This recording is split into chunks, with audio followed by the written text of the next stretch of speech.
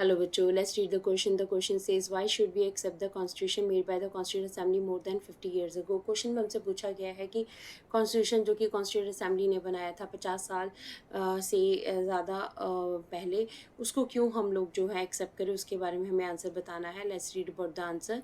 The constitution of India does not reflect the views of its members alone. देखिए, constitution means हमारे पास क्या होता है, सेट ऑफ रूल्स होते हैं जिसके अकॉर्डिंगली कोई कंट्री जो है वर्क करती है.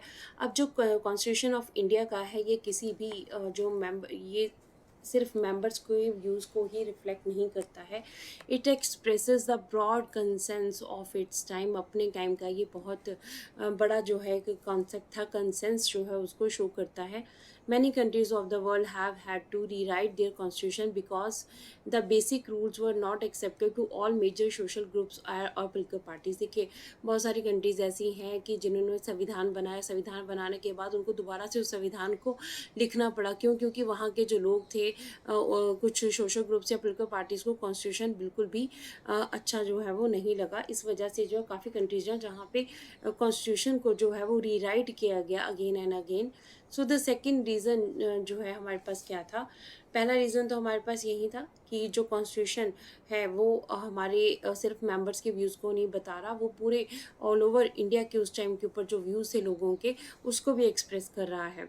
सेकेंड रीज़न क्या था for accepting the constitution is that the constituent assembly represented the people of India. ठीक है, कॉन्स्टिट्यूंट असेंबली ने जो देश के लोग थे उनको रिप्रेजेंट किया था.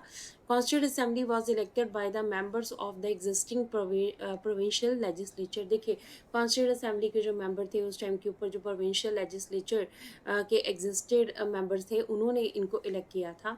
This ensured a fair geographical share of members from all the regions of the country. इसका मतलब कॉन्स्टिट्यूंट असेंबली के जो मेंबर थे वो एक जगह से नहीं थे, डिफरेंट जगह जो है इंडिया की उस टाइम के ऊपर जो डिफरेंट जोग्राफिकल यूनिट्स थे वहाँ से लोग लिए गए थे, एक इलाके से नहीं लिए गए थे.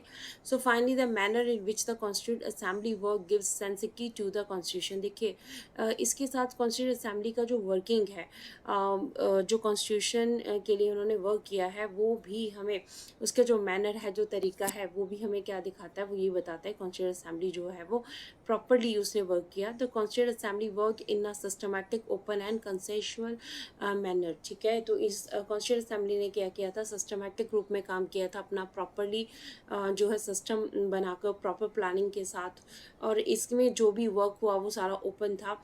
आज भी हमारे पास उस टाइम के ऊपर जो रफली वर्क किया गया था, ड्राफ्टिंग कमेटी ने जो कॉन्स्टिट्यूशन बनाया था, वो हमारे पास 12 बल्कि वॉल्यूम्स में पार्लियामेंट की लाइब्रेरी में अभी भी अवेलेबल है. तो यहाँ पर जो कॉन्स्टिट्यूशन बनाने का काम था वो सिर्फ मेंबर्स का नहीं था, बट सब लोगों के कंसेंट के साथ सब लोगों को रिप्रेजेंटेशन किया गया. तो इस तरह से कॉन्स्टिट्यूशन को देश के लोगों को हैंड ओवर किया गया था. So this is the answer of the question. Hopes you understood the question as well as the answer. Thank you.